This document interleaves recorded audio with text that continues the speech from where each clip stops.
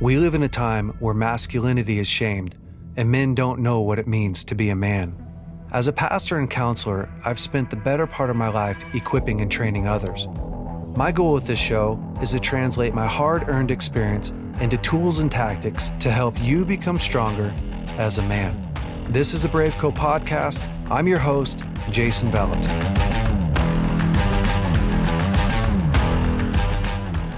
Well, welcome back to the BraveCo podcast. This week, I'm back here with Allie Vallotton, my daughter-in-law. Oh, I am excited to be back. It is always so fun. I think all the guys, all the men are going to be stoked to have you back because whenever we're on together, it's one of our top listened to podcasts. Oh, okay. Yeah. Add some diversity in there. I think all so. All the manly men voices.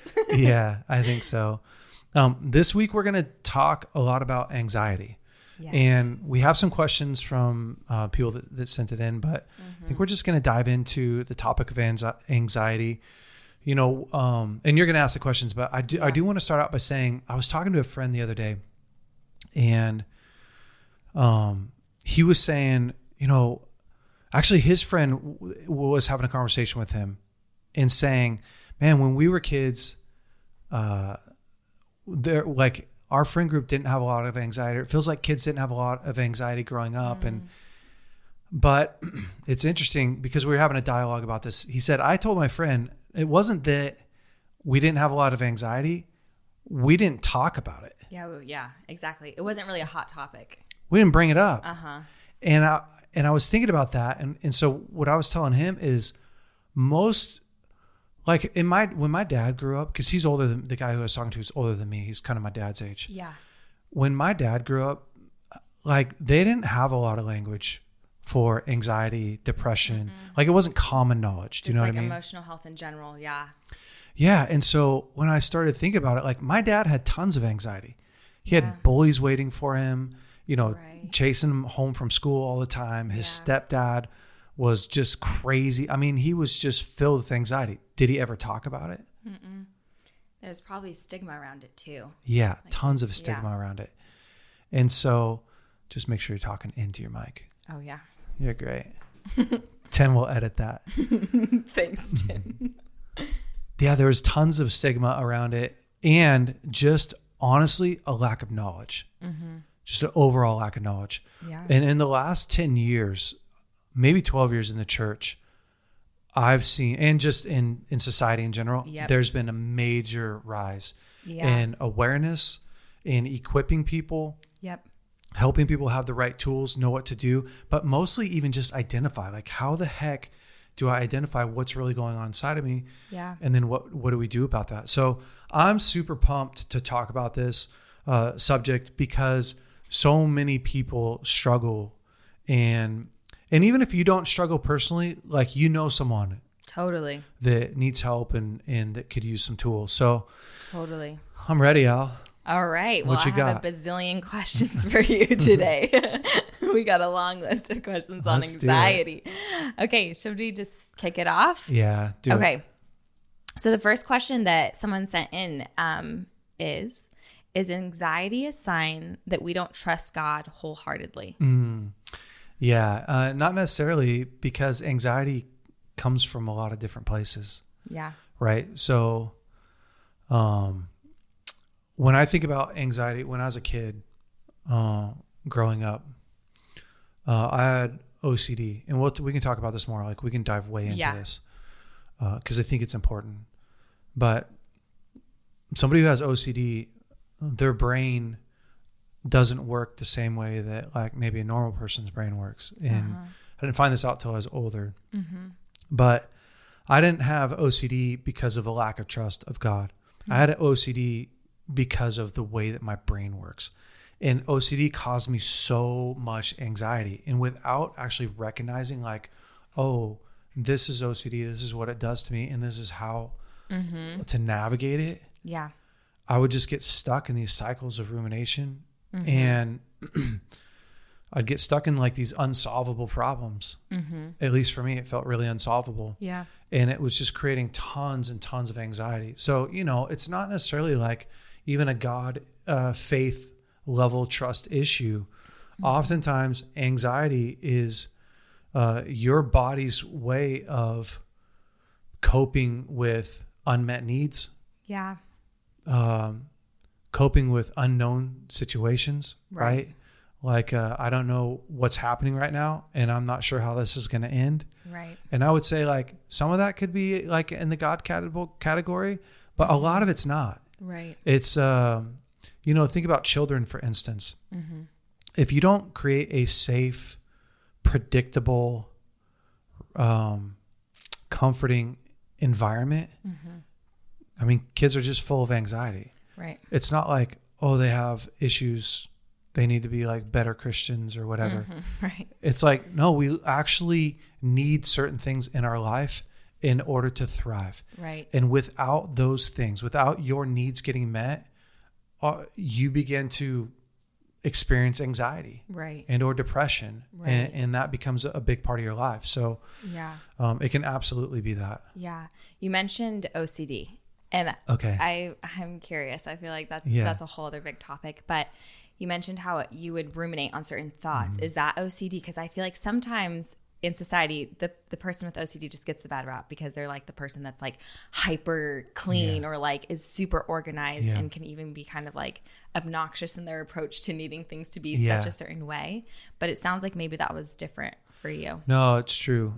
So what happens is it's obsessive compulsive, right? So you get fixated on a thought, a fear, and like, and we're just going to talk about this on super layman's terms. I'm not a doctor. No, it's great. So, if you want go to somebody else if you want the doctor's explanation. But here's how it works. So basically, for me, I would get fixated on something being wrong with me. Yeah. And it could change depending upon the day. This fear that maybe the spot's cancer. Yes. Maybe this anxiety is not going to go away. What happens if it doesn't go away? Why is it here? How long is it going to last? What happens if it keeps it? And my brain would I would get stuck on that. And so what happened, here's really what happened. And we'll just go down this road, is I had spent a whole childhood just drenched in fear, not really knowing it. At 27, 29, I went through a nervous breakdown where I lost use of my arms. I've talked about it a little bit here on the podcast, but lost use of my arms. My muscles twitched all the time. Yeah. I had anxiety all the time, like could not get out from underneath it. Totally. And finally had to get on medication. Yeah. Just to get my head above water. I was literally drowning. I went like that for a year. Couldn't get out of it. Couldn't get the anxiety to lift except through medication. Yeah. Well, I got on medication from 2010 to 2000. I'm going through my years. When Edie was 2020. Yeah, like 2020. 10 years.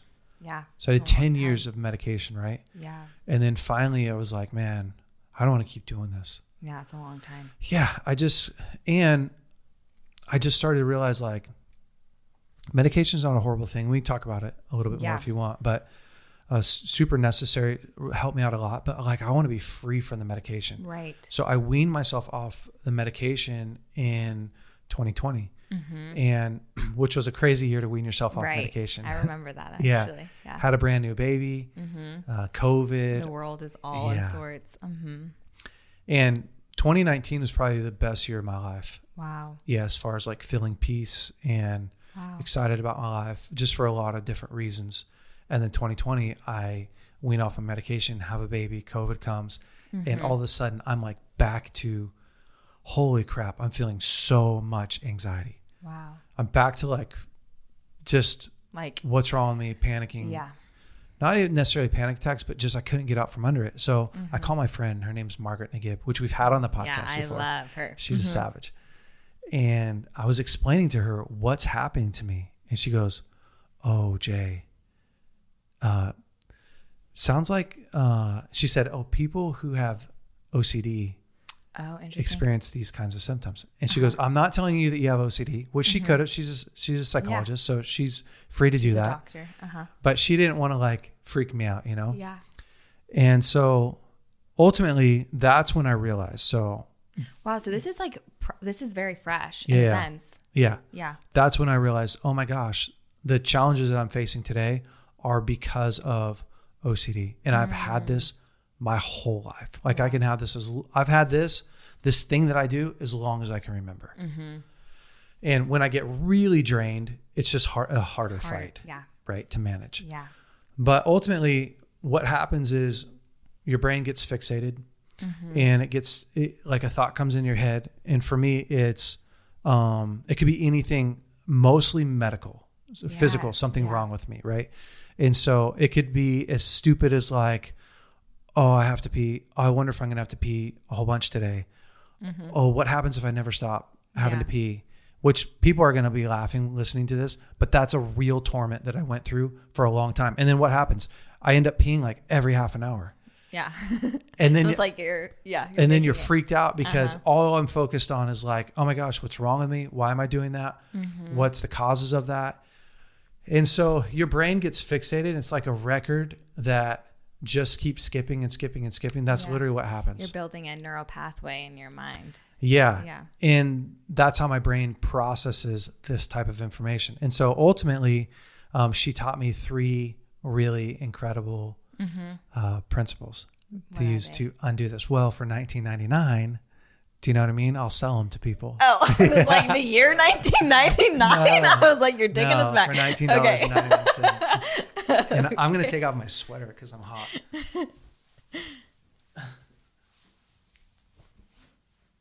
All right. I'm back. You're back. So the first one is there's 3 basic things that you have to do to help break the cycle, right? Because if you can break the cycle just for a few minutes, it resets your brain. Yeah. And you're good to go. Yeah. So the first thing is to recognize. That's the first R. There's 3 R's, recognize. And I help people a lot with this, with these tools. They're super effective. But if you can recognize that your brain is stuck in a cycle, stuck in the loop, then typically that's enough for me now to go, oh. You become aware of it. Yeah. Yeah. It's not, this isn't even a valid fear. Yep. This isn't even a valid concern. It's not something I have to solve. Right. It's just, that's what my brain does. Right. So the next one is to relabel. That's the second R. So there's 3 R's: recognize, relabel, and then refocus. So the relabel is, there's a phrase, that's not me, it's OCD. It's not me, it's OCD. Yeah. Okay. And so I'll be walking through anywhere, I don't know, Walmart, and have a thought pop in my brain. And then the next thought is like, oh no, right? And then I recognize right away, like, oh, that's that loop. Yep. Oh, that's not even me. Yeah. That's just OCD. Yeah. Right away, I'm already on the path to dismantling it. Yeah. Right? What I used to do is go through this whole myriad of things. And your emotions are like all to over try the to, oh, what's the Bible verses? What's the scriptures? What's God spoken over my life? What are the prophecies? Right? Wow. I'm trying to like combat this fear. Yeah. You're in constant fight mode. Yeah, I'm trying to combat like this attack on my body and this negative. Wow. So, and the last one is to refocus. So it seems so simple that people are like, I don't know, I feel like I need to do a marathon or something, an emotional marathon to actually, no, if you can refocus. So again, your brain has a really hard time doing 2 things at once. And so like you can read a book backwards. That'll break the cycle. Because you can't focus on reading your book backwards for a few pages. It's a really hard thing to do. Yeah. And ruminate. If I put you on a jet ski and hit go. Right. You all of a sudden you're ripping across Shasta Lake. You can't do both. You can't be like, oh my gosh, my life's horrible. And be in control of this thing.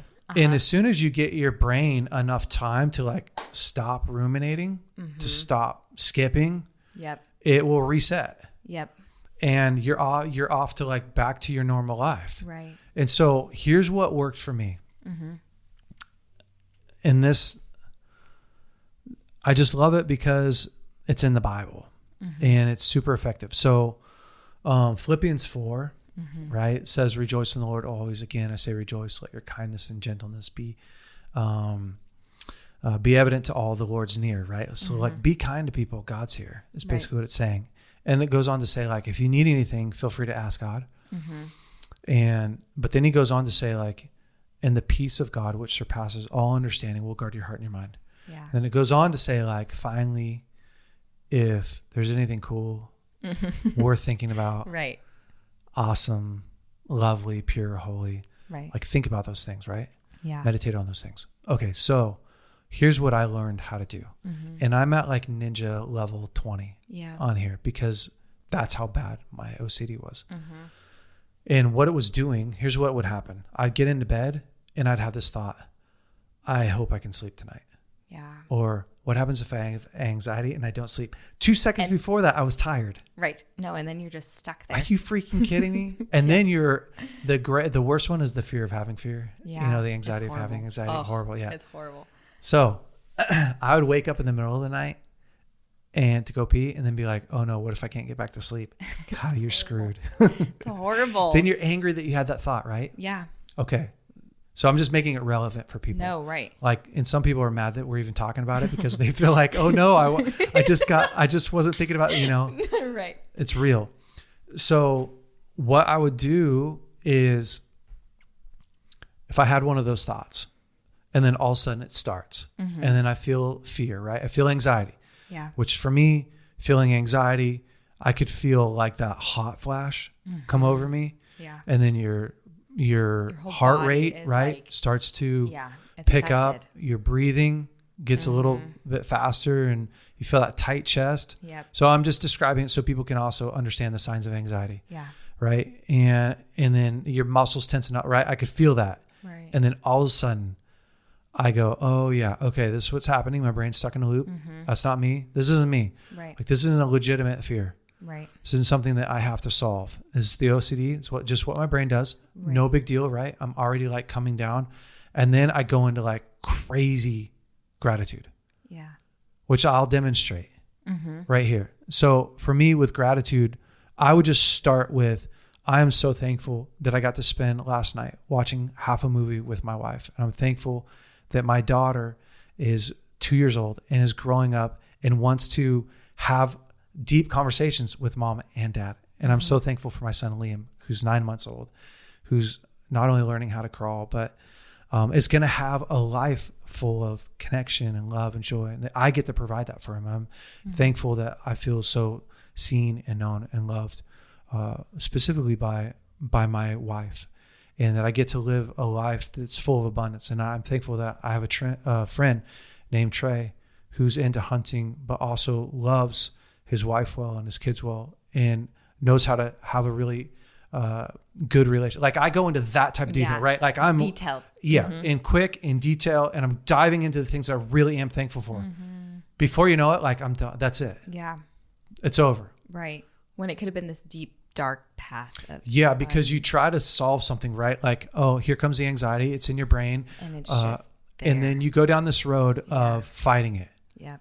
Now I'm fighting anxiety, which is such a horrible plan, because it's not like you're going to solve the anxiety. Right. Your anxiety is just your emotions that are heightened, right? And so the truth about our emotions is they have a lifespan. Yeah. So that's the other thing is when I talked to Margaret, we did a lot of this on our podcast too, as well, which people can go back and listen to, is your emotional, for instance, if you feel fear, that has a life cycle. It has, it's like 19-second lifespan, right? Of the actual emotion. It comes. So like if I said, for instance, what happens if you don't sleep? Well, that fear comes in and it ramps up. And if you just allow it to do its thing, it will come right back down. Interesting. Yeah. There's a life cycle to it. Yeah. But what happens is it ramps up, and then we typically tell a story that's not true, or project more, fear onto what's already happening, or afraid in what you're feeling. Right. And so we can talk about some more tools, but for OCD, The biggest thing for people is to recognize, oh, I'm struggling with OCD type symptoms. Right. So I'm not here to diagnose anybody. No, totally. I was going to say, even I'm like, these symptoms sounds, I'm like, I don't know, very similar to moments of just extreme anxiety for me, or seasons where I've felt this kind of same thing, where it's like this one thought, this one thing is the same. It's like a record that plays in my mind all day, and coming to a place where finally realizing, and I always thought this is like in a similar vein of like, oh, it's a belief system, or it's a thing that I'm believing about myself to be true. Yeah. That recognizing it, oh, this is a lie, and just going, oh, toss that out. So when it comes back and it tries to tell me this thing about myself, I recognize it as, oh, that's anxiety. Oh, that's OCD or whatever. Yeah. Oh, that's a lie. Which can be true, right? Like there's a definite difference between someone who struggles with OCD and someone who just struggles with a lie that was told to them over and over again about their life, right? Right. And so like somebody could have been told since they were young that they're worthless. Right. And so anytime they get around people, especially people they deem valuable, oh, like, I'm worthless. Nobody. Yeah. And that thing's just running around in the brain. Okay, well, yeah, we have to learn to identify lies. Right. And then, well, what do you do with that lie? You know, how do you debunk or combat that lie? It is super important. So yeah, but there's a definite difference between. So yeah, people with OCD, germs. There's germs everywhere that you can't see. Right. That you may be in contact with right now. Which makes you feel out of control, right? Because like, what if I get sick? And if I get sick, then it ruins this thing. And then if it does this thing, then that thing's going to happen. And it's never ending, right? That's a never ending road that. Of the what if. Yeah. And your hands can't be clean enough. And so, yeah, that's OCD. And again, going back to utilizing the 3 R's. I mean, it's huge. Yeah. Massive. Yeah. Like, so this was a massive, massive change in my life. Literally changed my life. It's huge. Honestly. That's crazy. Yeah. So you also mentioned taking medication. Yeah. And somebody asked, I take medication for anxiety. Yeah. Am I not trusting God? Which you've explained a little bit, but maybe you could just dive deeper into the whole medication talk. I think it has all sorts of ideas. Yeah. Well, here's the deal is, and this is more and more mainstream, is people need to be getting their blood tested on a regular basis. Because if you're deficient in, let's say, vitamin D, if you go and look, people should Google this. Just Google what the side effects of being deficient in vitamin D. Yep. It is crazy. Vitamin D is like a hormone. So yeah, it is a hormone. Yeah. And so it affects your thinking. It affects, anxiety, depression. It just affects so much of your body. Well, you also see that like 80% of people nowadays are deficient in vitamin D. It's crazy. So it's, I just hate doing this thing of like, if you feel this, then you don't trust God. Right. Or if you feel this, then you don't have enough faith. Well, because we're body, soul, and spirit. So it's all connected. You are. Your body, soul, spirit. And it's true. That's such a good point. And so it's really hard to diagnose, like, is this a spiritual thing? Yeah. Or is this a body thing? Right. Or is this a soul thing? Right. Because the other thing that causes anxiety is holding all kinds of emotions in, right? So it's not just something's going to happen to me. It's like, I'm carrying all this pressure. Yeah.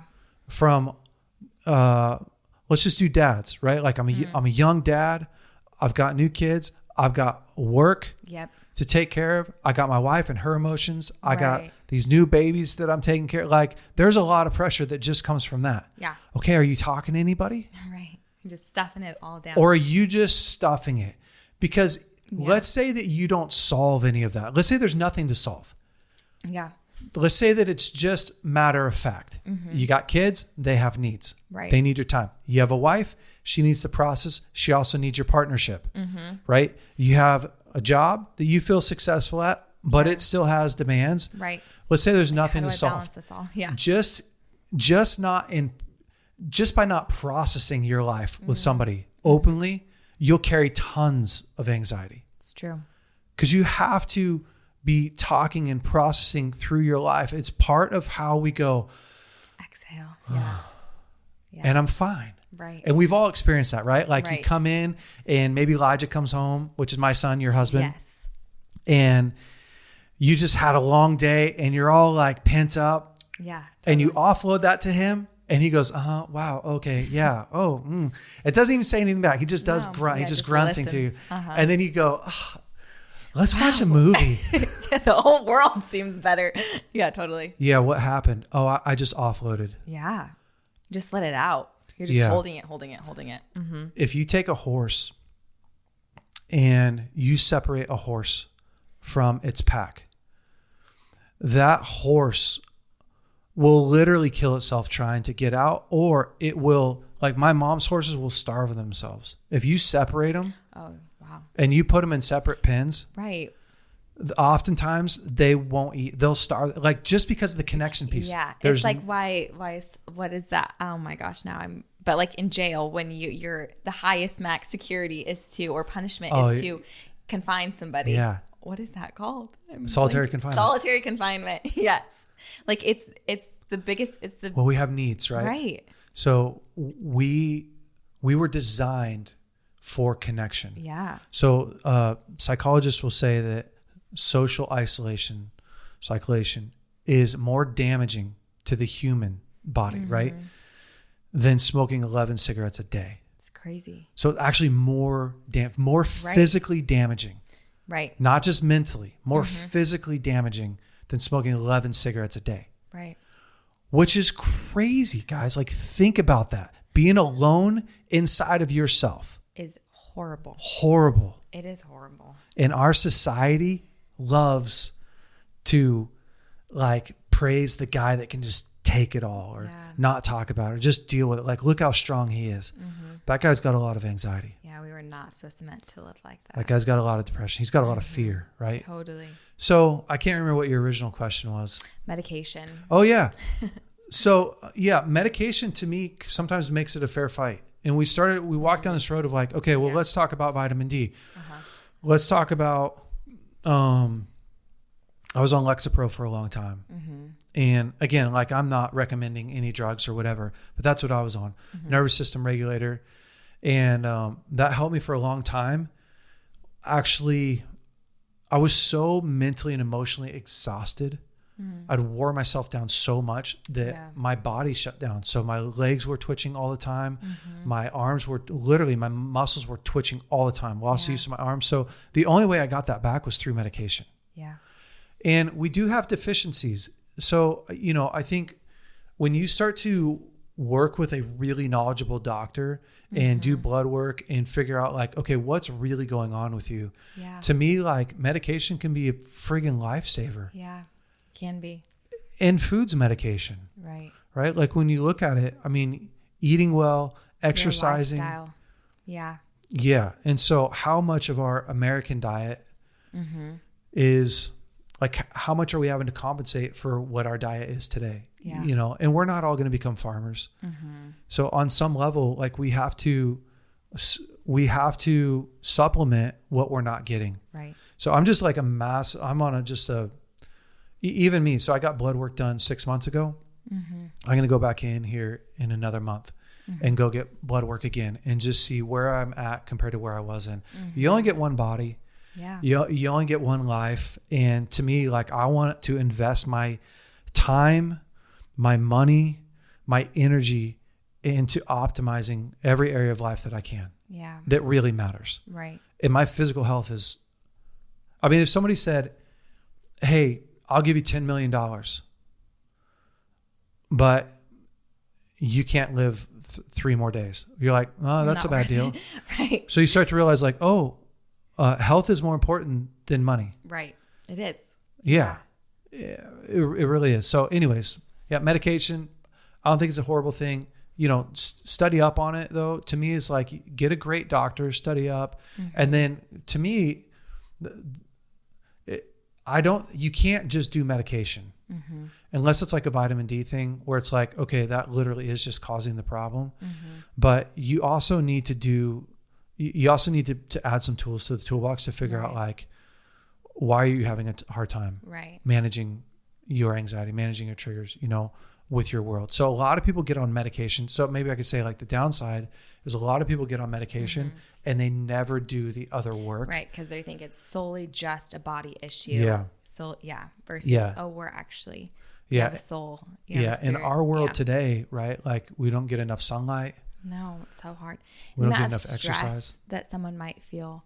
Like, I remember going through a season like this when I was in college. Yeah. And same thing, not to the point my body wasn't functioning, but to the point my body wasn't functioning. And for sure, you know, they were trying to figure out what's wrong with me and going to the doctor. And I literally think back to this. I'm like, oh my gosh, he saved my life, because he looked at me and I remember him saying like, yeah, your blood work is showing all these things are massive problems, but I could give you all these medications, but if you don't do anything about managing your stress, you are going to live like this for the rest of your life, dependent on these things. And it was such an eye-opening moment for me. I mean, I was only like in my early 20s, but it was very much like, holy smokes, I have a for real problem. Like, I got to figure out what is causing all this beyond just my diet. Like, yes, it could have changed a few things and gotten better physically, but there was going to just be a continual cycle in my life if I didn't sort out the other stuff. Yeah. Well, the challenge, our culture is so unrealistic. I know. Right now. A lot of pressure. That a 20-year-old, let's think about a 20-year-old. A 20-year-old is behind. Yeah, it was not successful enough. The amount of stress that would cause me in the day. I'm already behind. In life. Like I should know where I want to go. I should be the CEO of that company. Yeah. Yeah. I don't know how to get there. Right. How am I going to find somebody? How am I going to build a perfect life? Right. It's a lot. It really is. It's a lot of pressure. And I know that we harp on it a lot, but our hustle culture that we have in America for sure, but in the world, honestly, is so detrimental to our health and success. It is, because you can't go very far if you're not well. No, you can't. And to think that you should be, you know, a multimillionaire, successful by the time you're 26 is like, come on, man. Yeah. Like that's crazy. And to think that you have to, even just our ideas of what's healthy and what's unhealthy is just so crazy. So anyways, talking about anxiety, I think one of the major causes to anxiety is our unrealistic expectations of where I should be, that I'm placing on myself, and then trying to keep that pace. It's a lot of pressure. A lot of pressure. Lots of pressure. Way too much pressure. We talked a little bit about needing connection, needing to share that burden with somebody. Someone's asked, sharing my secret sin with my wife scares me, but I can feel anxiety building not telling her. What do I do with that? Do I tell her? Will it go away? Etc. You know how that goes. Yeah, I do know how that goes. So, I mean, I deal in this world a lot because just helping men and women. Right. And people have secrets. I mean, almost everyone has secrets. I say almost because I don't have any secrets. Thank God. And do you have any secrets? No. Ali. No, I mean, I'm not just that. kidding. I'm like, okay, I'll tell you all right now. Yeah. And we all think that, you know, we keep our secrets because we were afraid. And we typically mask or justify that in, I just don't want to hurt the other person. Right. Like, I don't want to hurt her. I don't want to throw her into a tailspin. And that just wouldn't be a good thing to do. Gosh. Okay. So for starters, like, let's not justify why we're hiding our secrets. The truth is you're just afraid. Right. And maybe secondary, be nice to not hurt my wife. Right. But on the flip side of this all is you get to have a clear conscience. And so, but here's what I like to say. Like, if you're the guy that has, you know, the kind of secret that is going to upset your world is, I've been having an affair. Right. Okay. Hey, maybe before you just drop that bomb on your wife, like, hey, I've been having an affair and I don't know what to do about it. Or I had an affair 5 years ago. Don't know what to do about it. Okay. Maybe before you just drop that on your wife, like, maybe set up a time for the kids to be babysat. Right. Do you know, like, have a plan. Have a plan for that. It's already been freaking 5 years. Right. Like, set up a way that your wife can process.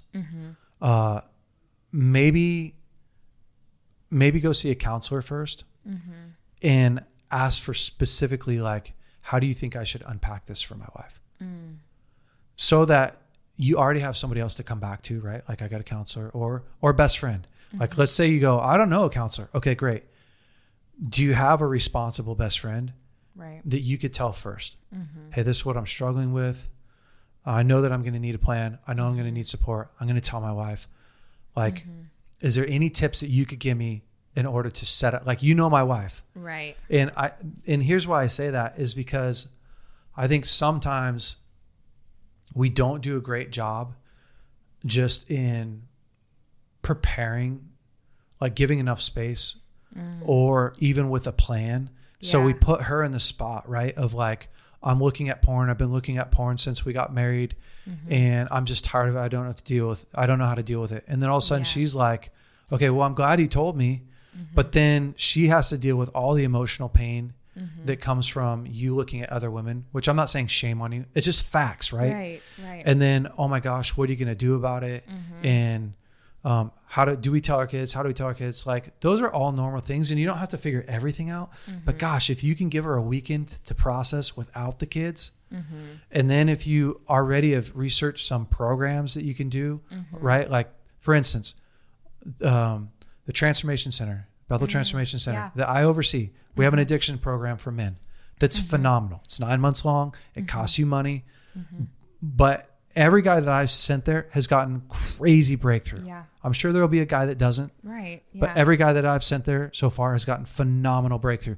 Wow. Great. That's a great option to go to your wife and to be like, hey, I've got a few places researched that I'm going to look into, but I'd also love your input, right? Yeah. So I think you also have to be in a position to hear her anger and for her to not be okay with what you've done. Yeah. And for your marriage to not be okay. Right? Right. Because it's not going to be okay. Yeah. And it shouldn't be okay right away. If you've been hiding something from your wife, or if a wife's listening to this, you've been hiding it from your husband, like, you should expect that to hurt. Yeah. And they're going to want to talk about it. Right. And they need to be able to talk about it without the fear of your horrible defensiveness. Yeah. Or shame or whatever, but just owning it. Yeah. Yeah. So, I think that, and at the same time, you have to realize, like, the secrets that we hide, they define us. Yeah. And they put a limiter on how confident you could be, how free you can be, how connected you could be. So you're only as connected as your deepest secrets. Right. That sucks. Yeah. So offloading those, I have lots of marriages that I've helped through divorces. Or sorry, not divorce, affairs. And the marriages that buckle down and actually deal with it, they're better than ever because they don't rebuild the old marriage. They create a new one. Like they literally will come back and say, like, we have a marriage like we've never had. Wow. Because you're doing things that you've never done before. Yeah, you're putting in the work. So it's like a real marriage, right? Like she's pissed off at first and angry at first, but then when you start showing up for her emotionally, when you start dealing with your stuff, like, oh my gosh, she's married to a new man. Wow. Yeah. It's huge. It's massive. It's really huge. I hear one thing you're saying, because one of the little side questions in this was, like, I feel anxiety building, but I want to tell her, like, the anxiety beforehand. It sounds like, but it sounds, I mean, you answered that, but just clarifying, like, you create a plan for your worst nightmare on the other side of telling her, creating space for what's your plan if it doesn't go the way you would hope it would go. Yeah. And I think that's setting yourself up for success, right? When you are able to talk to a mature friend and maybe a counselor. So you can handle her like, oh man, she's not going to be happy with this. Well, you've got someone to go back to. Yeah. And you've got a counselor already set up and maybe she's got somebody that she can talk to as well. But I think anxiety is just an indicator that you have a need. So you feel lots of anxiety because you're hiding and you're afraid of, all the things that you probably should be afraid of, her getting upset, you ruining your marriage. Are you going to be able to lead your wife through this? The anxiety isn't the problem. The only way that you're going to get rid of that anxiety is by going through it. Right. Or medicating, right? Like you can drink alcohol and you can cope with it. Yeah. But you're only going to get rid of it by going through that. That anxiety you are the home for that anxiety. Yeah. Because that's what secret stuff does to us. That's true. Impossible to have peace. Yeah. Doesn't exist. Right. Wow. That is powerful. Yeah. So kind of in a different vein, but similar, somebody's asked, public speaking terrifies me. So maybe you can go down the route. You can put in whatever your most terrifying fear is. What For Elijah, it's the walking dark. out in the dark. My son's terrified of the dark. Yeah, He's like, it's like this manly man. I know. I use that sometimes on him. I'm like, you know how you feel about walking in the dark? That's how I feel about it. And he'll instantly be like, oh yeah. Oh yeah, I get it. But I just have to do it. He's terrified of it. Yeah. Oh my gosh.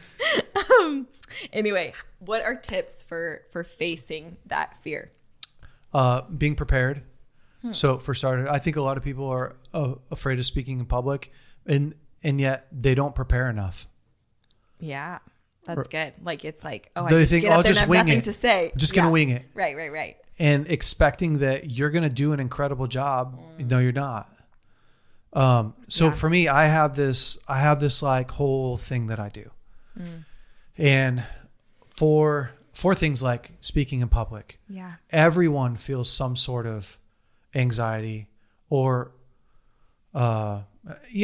anxiety is not a horrible thing. So maybe we should have started that in the beginning. Anxiety is not a horrible thing. Right. I jump into the ocean and there's lots of sharks swimming around. Anxiety motivates me to get out. Like, right. There's like healthy fear. Yeah. And unhealthy amounts of fear. The idea that I get up in front of 1,000 people and speak, I want a little bit of anxiety. I want a tiny bit of fear that says, you better freaking prepare. You better do a good job. You better do a good job because this is what it's going to feel like if you don't. Right. So sometimes it helps you to really hone in, being able to control your anxiety, being able to build to a place of confidence. Now that's what we want to be able to do. Right. Right. And so for me, I know that sometimes I still experience anxiety, public speaking, not a problem. Because I also know that if I've prepared enough, if I get excited about what I'm talking about, and then if I start well. So what I've realized is if I start with a story that I know really good or that I'm excited about, instead of start from a Bible verse or start from whatever, the deepest, like trying to explain a hard detail. Right. If I start with a story, all of a sudden I go, oh, and everyone goes, oh, because I'm into it. And this is something I'm passionate about. And it doesn't really matter what you're talking about, from fly fishing to, chasing bears. If I'm passionate about it, people are going to at least enjoy it. Right. And it's a good story. And we like good stories, whether we're really interested in them or not. We like a good story. Exactly. And a good storyline. And so if I start there, well, now I've given myself a really good chance to be successful. The other thing that I'll say specifically with public speaking, and we can talk about, other types of fears, is a lot of times the anxiety is coming from, how am I going to do? Am I going to look like an idiot? Right. And the problem is your focus is on the wrong thing. Yeah. You're worried about your ego. Yeah. You're worried about your reputation. You're worried about, it's all self-centered. Right. And so much anxiety comes because we're self-centered. Yeah. As opposed to, I'm on a mission and I'm fulfilling this mission. Yeah. And so let me give you just a short story. Yeah. When I first started preaching, I came on staff at 24 years old, Bethel Church. And so right away, right, like I share a pulpit with some of the best speakers in the world. Right. My dad and Danny Silk and Bill Johnson. And then I share a speaker with theologians. Like I share a pulpit with theologians. They're sitting out there in front. Right. And if they want to, they could tear apart everything. So the amount of pressure. And then the audience that I'm speaking to is used to listening to that quality of teaching. Right. That's a lot of freaking pressure. Right. So I remember the first couple of times I got up to speak, and I don't have anything to say. I'm 24.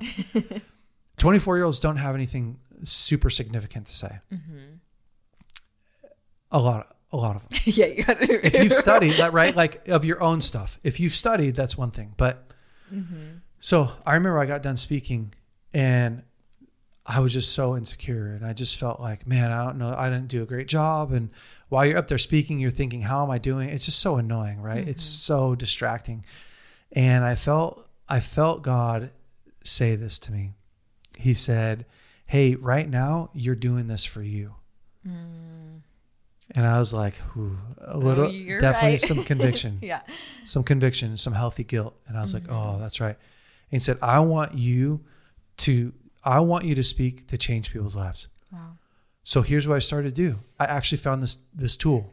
If I find compassion before I get up there, like if I can hyper focus in on this is why I'm doing this, which also, guess what, works for all kinds of things in our life. If I can find my why, I mean, you look at guys who go to war. Yeah. Their why supersedes the fear that they feel going into battle. Yeah. Like I have such a strong conviction about what I'm going to do, that it supersedes this thing that I'm feeling. I get my attention and focus off of me and onto why this matters, why this is important, what my mission is, what I'm doing. And I think that, that's a massive key. So I used to spend an hour or so before I would get up on stage listening to music that helped to inspire compassion in me. Could even be like Eminem, which people are going to laugh. They can laugh. They just like, oh my God. No, for reals. It could be a song that's like, okay, it's what we do before a basketball game and a football game, right? Like, we're listening to Thunderstruck by AC/DC. We're getting pumped up. What am I doing? Oh, I'm envisioning myself crushing my opponents. There's the real reason why we do that. I'm getting beyond what if I get hit really hard? What if I throw an interception? What if I don't do well? And into like, we're going into war. Offense. So, we got to do this. We got to do a lot of that. Right. The other thing that I'll say, so on the same subject, but is most of anxiety comes from the story that we're telling ourselves. That's really good. Not necessarily what's happening. Right. The fear of what's going to happen is way more powerful than what's actually happening. Right. And way worse than what's actually happening. Right. So there's a quote, and I won't get it perfect, but it says, the love that you fear today, the success that you're afraid of, I'm going to butcher it. It's okay.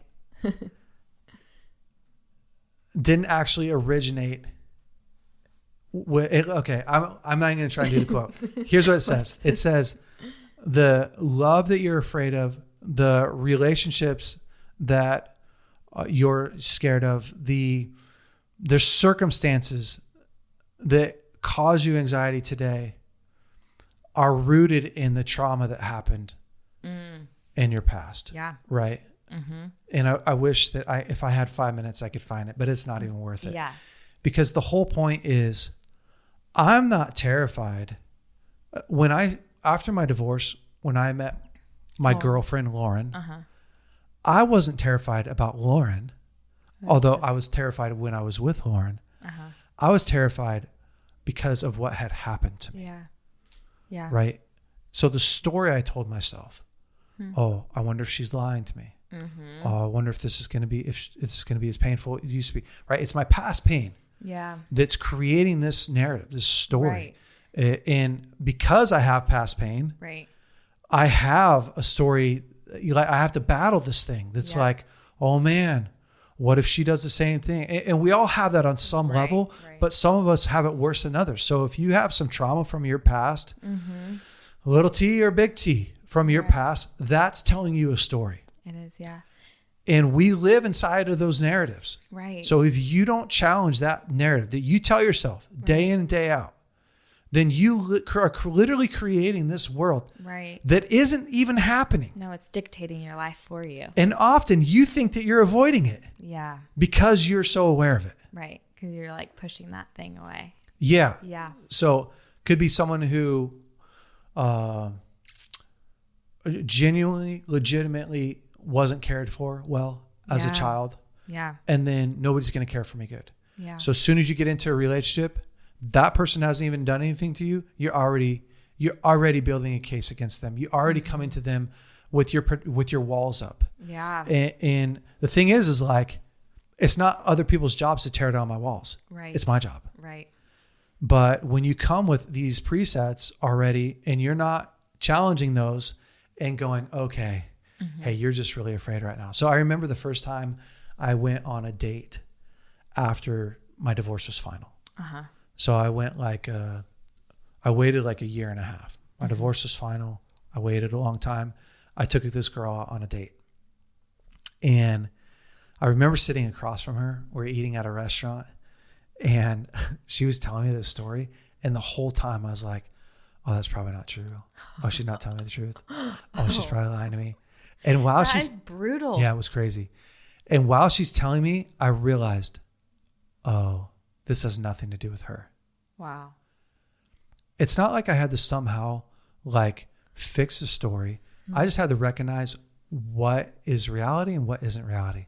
Like, Jay, you don't need this thing to dictate the rest of this Your relationship. life. Yeah. So part of it is like, even with the OCD stuff or so much of my life, I've had to realize what I'm telling myself right now is a projection. I am, and I'm predicting that things are going to go bad for me. That's not a great way to live. No. Yeah. That is that's a great way to live in fear and anxiety for the rest of your life. Right. So, Margaret would say to me, my counselor, when I was going through just a bunch of different stuff. I remember one time I was processing through some fears I had about work. And she was like, so Jay, like none of that's happened. And I'm like, no. And she said, what would your life be like if you just didn't have that thought? And I was like, I don't know. She's like, well, okay, let's take that out of the equation. What would life be like if you didn't have to worry about this, this, and this? And I'd be like, oh, well, I'd feel free and I'd feel, and she'd be like, okay, let's start to create a story. Let's start to change, like literally change the story that you're telling yourself. So a good example is, I know I feel like I'm talking a lot, but I'm trying to create a framework for people. Great. Yeah. I used to have this story in my mind that I was fragile. Wow. I went through a nervous breakdown. Oh, I see. Right? Yeah. Like I lost the use of my arms. I laid in bed for 15 hours a day. I couldn't make a peanut butter and jelly sandwich. I couldn't drive my car without using my knees to steer. Like it was that bad. So even when I started to get a little bit better, I was terrified that you're going to wind up back there. all of a sudden. Yeah. Because that's how it felt like. How the hell did I get here? I was just out of control. Yeah, I was just out of control, that's right? Scary. Yeah. And that's how people feel about relationships, whatever. Yeah. So for me, it was just physical, right? And so I had this story in my mind that I'm fragile. I'm always going to be fragile. And my dad was the one that actually pointed it out to me because I'm like 2 years post breakdown and I can't walk a mile. My muscles hurt. Oh, wow. Yeah. I had chronic tendonitis in my elbows. So I had all this, like I had this case, right? That like, oh, I am. And so my dad, one time I just broke down, I was crying and my dad, I called my dad and I was getting ready to speak at a church. It was just like torment. The whole scenario is tormenting, horrible, right? yeah. I'm in a hotel with my wife and my daughter and I'm just like, have so much anxiety. I call my dad and I'm crying and I don't feel like a man. And he says, oh, you have this word written across your head. Wow. And it says fragile. And when he said that, like I just started crying even more, right? Yeah. Because it like just really hit home. I was like, oh my gosh. And he said, yeah, that's, he said, that's a spirit. It's telling you that you're fragile. And so I literally, the other piece that saved my life was me changing the way that I saw myself. Yeah. He said, Jay, you're not fragile, you're agile.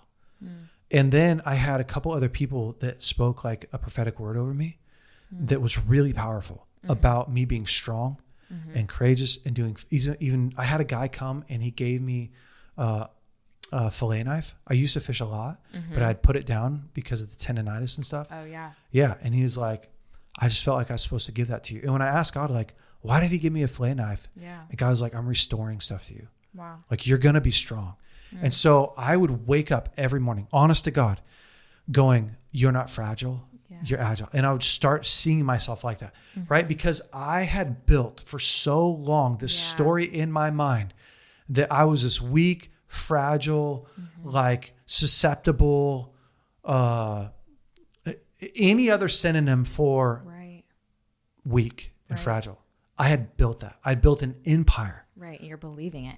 Everything you do. I'd play basketball with the boys for 20 minutes and be afraid that my body was going to be hurt, broken. Yeah. Yeah. And so I slowly, day by day by day, every time my brain went to anything weak, fragile, I would go, ooh, that's not me. Yeah. That's a lie. Yeah. And I'd come back over here and build up like, oh, this is who you are. This is what you eat. But I just was okay with small incremental changes and growth and small, and I was super kind to myself. Yeah. And so I slowly worked myself into, well, the massive beast that I am today. And that is, the rest is history. But what's the story you're telling yourself? I mean, that's really powerful. You think about the story that you're creating and how it dictates every decision that you make. You couldn't even play basketball with your kids. Nope. Like, I'm going to sit on the sidelines and watch them play basketball. Yep. Not because it's real. It's because this is the story that I'm telling myself, because I actually have so much fear that I'm going to wind up back there when actually that's not what's happening at all. Created fragile. Yeah. And we do that in all areas of our life, you know? Yeah. People don't like me. Right. They're going to find something wrong with me. Guess what happens? Yeah. You just. People don't like you because you're not being you. Mm-hmm. And they find something wrong with you. Yeah. Because you're not being you. I'm going to get rejected. Well, you do get rejected. You get rejected because you don't press into real relationship. Yeah, because you're waiting for them to reject you. Yeah. Yeah. Life's not going to work out good. I'm not going to be able to hold the job down. Well, you don't hold the job down. You don't hold the job down because you don't put your full effort into it. Yeah. It literally becomes self-fulfilling prophecies. Yeah. What are you telling yourself? Yeah, it's powerful. And maybe it'd be helpful, like, if you really want to dive into this just a little bit more, write down what is the sum of what you think most days. Yeah. If I was to inventory. Yeah. If I was able to go like, okay, Allie thought this yesterday, this today, this tomorrow, this, and that, like, let's look back on the last 3 weeks and paraphrase. What is the theme that you've been telling yourself? Yeah. Write it out in a paragraph. Mm-hmm. And based upon what that says, I mean, you can tell where you're going to go. It's huge. Yeah. You got to change it. Yeah. It's not, and listen, it's not just positive thinking. No. It's not, This isn't like guru stuff. Right. Right. But the truth is, this stuff really matters. Well, and I'm going to butcher this, but in Proverbs it says, so a man thinks it in his heart, so is he. So if you're thinking that about yourself, that's who you are. You want to know a fun study in this, just to kick this dead horse a little bit more? Yeah. So there was a study, I believe I found it in a Maxwell book, but forgive me if it was something else, where they took a school and they split the kids in half. Mm-hmm. Now, they didn't actually put them in separate rooms. They just categorized them. Mm-hmm. Half the school. Oh, this is Angela Duick. This is where it comes from. Uh-huh. It's a growth mindset and a fixed mindset. I've heard of this. Yeah, it's awesome. So they took half the students and they told them, you guys aren't excelling. Mm-hmm. You're not actually meeting our expectations. You're kind of the weaker half of the students. So that's the message they sent them. Yeah. They took the other half, which they were just random kids. Right. They didn't sort them. Mm-hmm. They took the other half of the random kids and they told them the opposite message. You guys are our best students. Mm-hmm. You are our up and coming students. You're doing further than projected. Yeah. They did the same thing with teachers. Wow. They took the teachers and they split them in half, just categorized them. And they said, you're not really reaching our standards and you're not doing a great job. We're giving you the kids that are lower standard. Holy smokes. They flipped it around and did that the opposite, right? You are our best teachers. Uh-huh. And you really have what it takes to teach the highest level of student. Uh-huh. I mean, you can even feel it right now. I know. I'm like, God, if I was that teacher. Right. Totally. Then they looked at all their test results after all this, the teachers and the students. Mm-hmm. And the students who were told, you're not really doing good. Mm-hmm. You're lower than expected in not just your GPA, but in your output. Yeah. And students and teachers, they continued to test lower, and their test scores were lower and lower and lower and lower and lower. Wow. But the student that was told, man, you're incredible. You have something special. Just put a little effort into it. And the student and the teachers that were told the same thing, they progressively grew throughout the year. They got better and better and better. And her whole point is, we're not fixed, right? Right. Like, if you think that this is who you are, you're dumb. You have a low IQ, you're dumb. Right. Well, you'll play that out. Right. Why learn anything else if I'm dumb? Right. And or you have this genius ability to learn. All of a sudden you walk around with, oh my gosh, Brilliant. Yeah. I have the potential to be brilliant. And her whole point is, you're not fixed. Like, your brain's a neuroplastic. You can grow in your IQ. Yeah. You can grow in your EQ. You can grow in your ability to communicate. You know, there's obviously some things that are like, I'm never going to be 6'6". Right. Right. I could be 295 if I wanted to, but I'm never going to be, you know. Right. But the whole point is, like, you create the world that you live in through what you entertain day in and day out, the story that you're telling yourself. And when we're talking about anxiety and depression, this controls the volume. Really the story is the volume. Yeah. It's really good. My goodness. Okay. I feel like we have time for one more question. Dun, dun, dun. Okay. This person, okay, these kind of go hand in hand, but somebody has asked, I have a fear of missing out. It's very real. FOMO. Yeah, they really have FOMO. It's a very real thing in my life. I have a hard time shaking it. Any advice? Yeah. I had that for a long time. When I was young, right? I was everyone says when I was young. Up and coming counselor. Oh, yeah. And I just was so afraid that that people were going to find somebody better.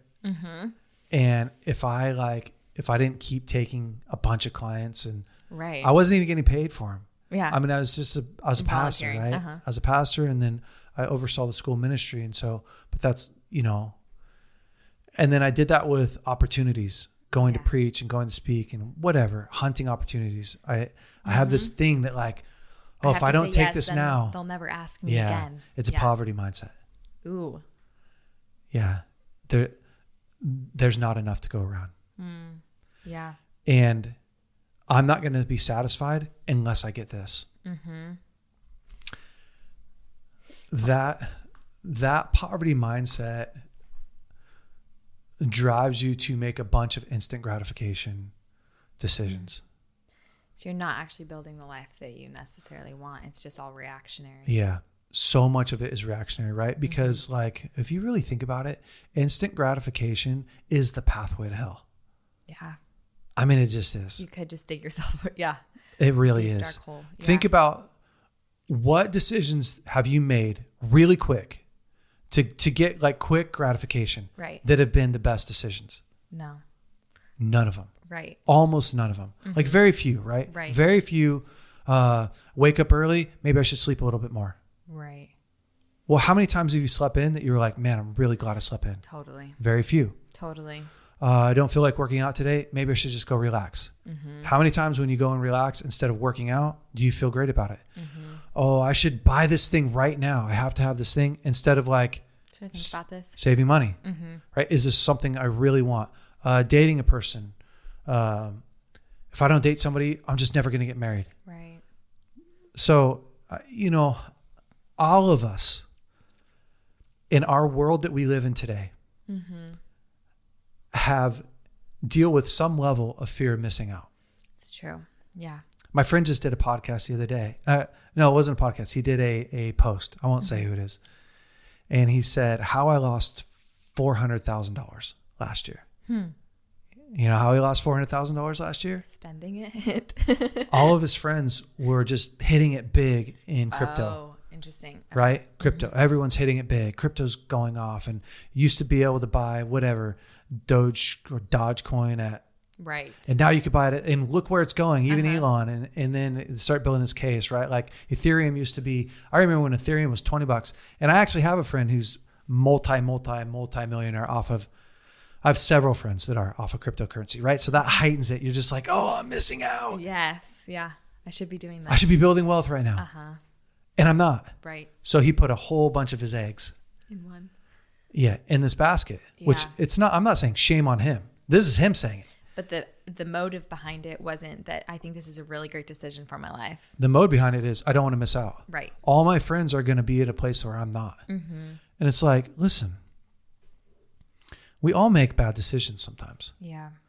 Don't make a decision based upon your fear of not being taken care of, not having enough. Yeah. Especially when it stretches you out of your place of favor. Right. And burnout, right? And burnout. You just get yourself into a spot. So you have to, to really take a look at that and go, okay, once again, what's the story I'm telling myself? I'm telling myself there's not enough. There's only a little bit. If I don't get it now, it's going to be gone. That's good. 9 times out of 10, that's a really bad way to make a decision. Yeah. So what's the other story I could tell myself? I really want to be successful. I have an opportunity right now that seems like maybe it could get me there. Am I going to be proud about this a year from now? What's the possibility that this really brings? Not just instant gratification, but long-term. Am I going to be happy about this decision a year from now? Yeah. Is this building long-term investment? Because really, if you really think about it, anybody that's listening to this podcast right now, if you take the next 15 years of your life and you build towards that goal, 15 years, what do you want your marriage to be? Yeah. 15 years from now, not tomorrow. Right. What do you want your marriage to be? And you go like, oh, I want it to be really connected. I want to feel competent. I want to have good sex, right? Okay, and you start today. What decisions do I have to make today? You're probably going to have to sacrifice a whole bunch today, right, and tomorrow and the next day, right? Like you're going to be listening to e-courses. Let's just take marriage. You're going to be listening to e-courses. The first year of your marriage, the first year, like of this plan, is going to be you need tools that you don't have right now. Right, you need to learn some things. It's also going to be you're going to be painfully present at when you get home. Yeah, it's really good. Yeah, you're not going to check out anymore. Right. You're like, well, dang, I don't want to do that. I want instant gratification. Right. Well, do you really want instant gratification? Because that instant gratification is costing you. Right. But it's kind of like building another muscle, because if you've been so used to using that one muscle, it's all you know. And learning like, oh, I actually have this strength in this other area if I just wait a little. Yeah. If I just use it a little bit. It's true. Yeah. You know, the best way that I found to do this is to suffer in a group. To do it together. Do it together. That's true. Yeah, 100%. So you have some accountability. If you don't want to be in this mode, the best way to grow, the best way to ward off this instant gratification crap that we all deal with is to have the pack mentality. Yeah. Right? Like as a group of men. So I have 12 guys that I meet with every single week. Yeah. And we go, okay, where do we want our marriages to be? Where do we want ourselves to be? What do we want to be able to say as a father? And together, right? We are all going, this is where we're heading. So I'm going to have a connected marriage. I'm going to have a connected marriage because I'm freaking doing homework on the weekends. Yeah. Right. Writing out my life story. So right now, last week, what the guys did that I'm discipling, they wrote out the highs and lows of their life. They mapped out their life and went, here's all the really crappy places. Here's the crappy things that happened to me in my life. And these are successful businessmen. Yeah. These guys don't have to do this. Right. But they go, I want the best life that I can have. Yeah. Because they're tired of just the instant gratification. They're tired of like I come home, I do just enough at home to, get to where I can watch a movie in bed by myself. Right. It's not really fulfilling. That's not the end goal, right? Yeah. So now the end goal is the same thing I did in my business. The way I grew my business, I want to grow my personal life. Yeah. And I want to grow my internal world. I want a world full of peace, full of strength, full of success. And so the real problem is, most people don't have somebody that they're running with. They don't have a group of men that they're running with. And so they're trying to battle all these things on their own. Right. And that is, that's a really quick way to poverty. Right. Build your world on your own. Be a self-built man. Yeah. So to this person, whoever wrote this, I would say, you have to understand that today, what you gratify today is probably going to rob tomorrow. It's probably stealing from tomorrow. Wow. So, you have to change your poverty mindset, because you're not called to set up your own legacy. You're called to leave a legacy for your kids. And you have to break the poverty mentality, right? That was handed to you. Yeah. Like eat Wonder Bread, drink Coke, don't exercise. If we're talking about food, well, that's freaking the poverty spirit. Right. It's all those things, right? So don't save money. Don't delay gratification there, just whatever. I mean, that's how people pass down like generations of poverty. Totally. Get on welfare. Right. Just a cycle. Yeah. So, welfare is great if you found yourself in the worst possible scenario and you're working your way out of it. Right. No shame. Right. But don't keep that mentality, because, man, I'm probably not even going to get there anyways. And right. It's a lot of work. So that's what I would say. That's really good. That's all really good. I feel like we went all over. We did. Touched all sorts of subjects. This is great. Al, you're the best. Oh, thanks for having me. It was so fun. Yeah. I think, for men, it's really helpful to actually sit down and evaluate your life. Yeah. And take a look at like, how much anxiety do I have in my life and why is it there? And what do I need to do in order to, live a more peaceful, healthier life? And so sitting down and taking a look at that can be a good thing for guys to do. Yeah. Checking in. It's really good. Awesome. Guys, thanks so much for listening. Have an incredible week. Stay brave. Hey guys, thanks so much for listening to the BraveCo podcast. If you like this podcast, would you please rate it, review it, leave us a great comment. And if you like this episode in particular, share it with your friends and family. That helps us to spread the word. Guys, stay brave. We'll see you next week.